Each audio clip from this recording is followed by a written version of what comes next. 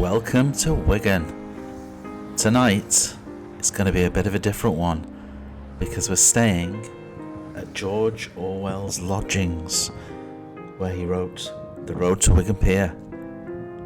Now, George Orwell stayed in a few different lodgings around this particular area, a very, very small area of the centre of Wigan, and I've managed to find one of his accommodations, which looks like now it's an Airbnb. So right here on the right hand side. So this is the row of one of his houses where he lodged here, which it could have been there, or it could have been exactly there. It might be that exact house, or it might be slightly further up the road. It might be boarded up or pulled down to make some 1960s flats. Don't 100% know, but I'm going to tell you it's definitely this row, and this is the only house in this row that's available to let as an Airbnb, and you can go and stay in it. I thought that's just too good an opportunity to pass up and to miss. So tonight we're going to be staying in that one there with the white door, which is right in the row of where George Orwell stayed, and partly where he studied the characters of Wigan and wrote his famous book, The Road to Wigan Pier, which came out in 1937, and I think he stayed in this area 37. But yeah, it was all around this little area of Wigan here. As you can see, a lot of it's been redeveloped, but we've still got some of the old original terraces there that George Orwell would have seen and known, and this church which is built in the local brick as well. And yeah, we're going to have a wander around. There are 4 potential sites where he stayed. 2 of them are definite, so I understand that. 2 of them are, maybe he did, maybe he didn't. So we're going to have a look around, and we're going to retrace Orwell's steps and see what we can find. So hang on in there, and yeah, let's see what we can discover.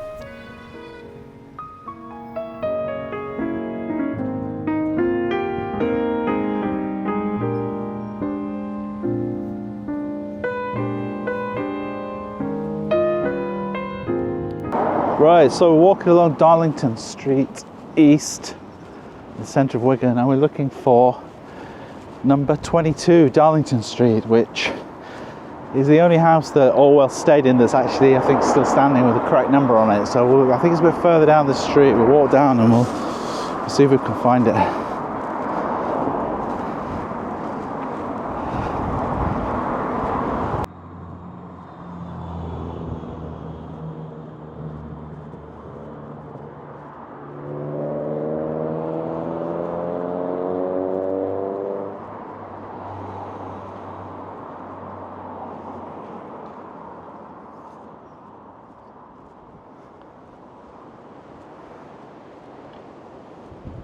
This corner here is corner of Sovereign Road, and this would have been all terraced houses going to a point there and then round the other side, and there was a shop on this corner, and above this shop was also lodgings, which was, I think, 35 Sovereign Road, where Orwell also stayed, and this was often mistaken for the tripe shop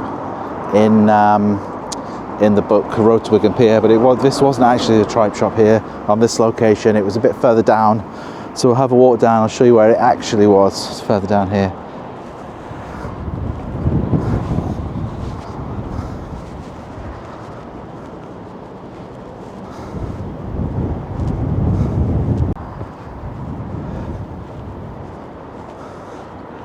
This area is almost completely unrecognisable from what it would have been in 1937 when George Orwell wrote The Road to Wigan Pier. Stayed in lodgings around this area. Now across here now is the Wigan and Lee Courthouse, which is built from a magnificent local brick. Oh wait, there's the Douglas Canal. As we cross over that, you can see the courthouse. Now, it's unrecognisable now, but this area across there would have been a row of terraced houses, and that is where the famous tripe shop would have been where George Orwell stayed and wrote about the characters that he met there and that he stayed with, about the local Wiganers. All right.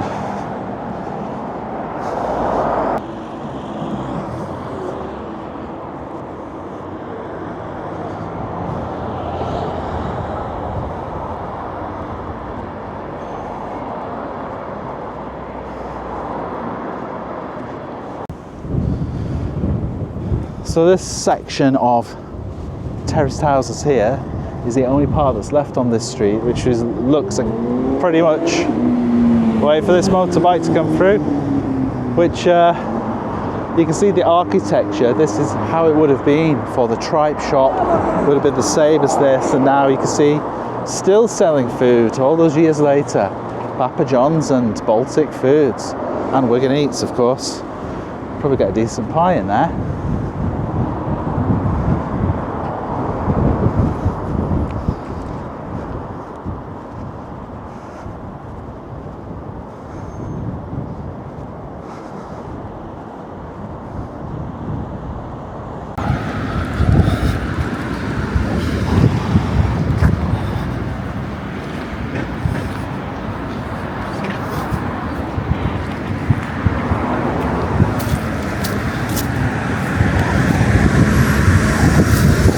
So look at that.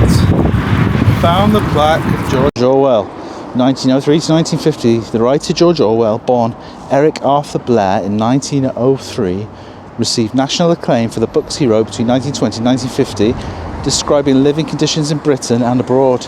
He's known to have stayed nearby in Darlington Street on Warrington Lane in February 1936, and afterwards published his well-known book, The Road to Wigan Pier. Now this plaque is supposed to be opposite where he stayed, so over there's the courthouse that we looked at, but if this is actually opposite, if you got this right, then George Orwell would have been staying where flipping Lidl is. What would he have made of that? Staying next to flipping Lidl. Times have changed. I bet you can't even buy tripe in there these days. Come on, let's have a look.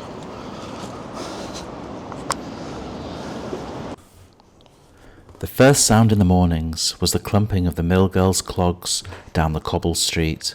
Earlier than that, I suppose, there were factory whistles, which I was never awake to hear. There were generally 4 of us in the bedroom, and a beastly place it was, with that defiled, impermanent look of rooms that are not serving their rightful purpose. Years earlier, the house had been an ordinary dwelling house, and when the Brookers had taken it and fitted it out as a tripe shop and lodging house, they had inherited some of the more useless pieces of furniture and had never had the energy to remove them. We were therefore sleeping in what was still recognisably a drawing room. Hanging from the ceiling, there was a heavy glass chandelier on which the dust was so thick it was like fur, and covering most of one wall there was a huge, hideous piece of junk, something between a sideboard and a hall stand, with lots of carving and little drawers and strips of looking glass.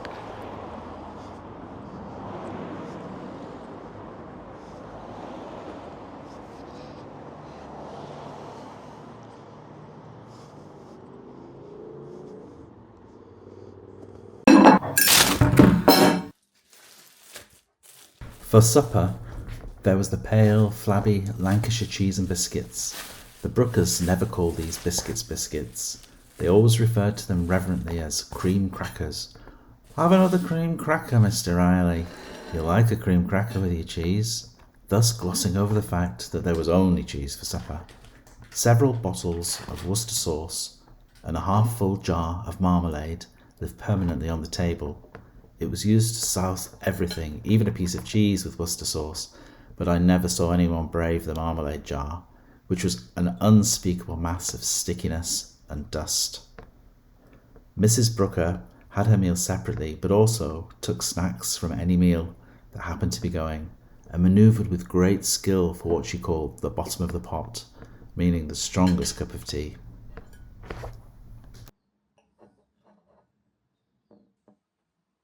never discovered how many bedrooms the house contained, but strange to say, there was a bathroom dating from before the Bruckers' time.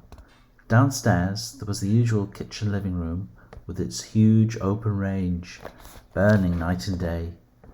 It was lighted only by a skylight, for on one side it was the shop, on the other the larder, which opened into some dark subterranean place where the tripe was stored.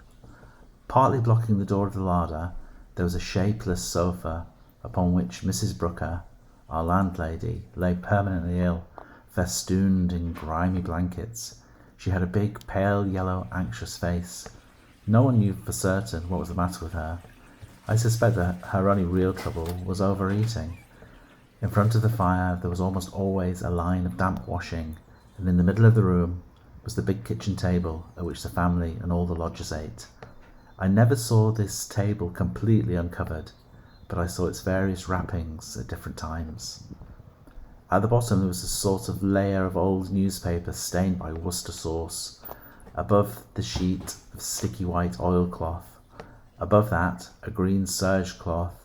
Above that a coarse linen cloth, never changed and seldom taken off.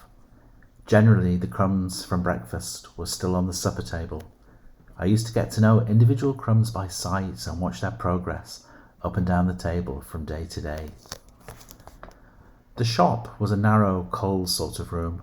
On the outside of the window, a few white letters, relics of an ancient chocolate advertisement, were scattered like stars. Inside there was a slab upon which lay the great white folds of tripe, and the grey fluorescent stuff known as black tripe, and the ghostly translucent feet of pigs, ready boiled. It was the ordinary tripe and pea shop, and not much else was stocked except bread, cigarettes, and tinned stuff. Teas were advertised in the window, but if a customer demanded a cup of tea, he was usually put off with excuses. Mr. Brooker, though out of work for 2 years, was a miner by trade, but he and his wife had been keeping shops of various kinds, sidelines, all their lives. At one time they had had a pub, but they had lost their licence for allowing gambling on the premises. I doubt whether any of their businesses had ever paid. They were the kind of people who run a business chiefly in order to have something to grumble about.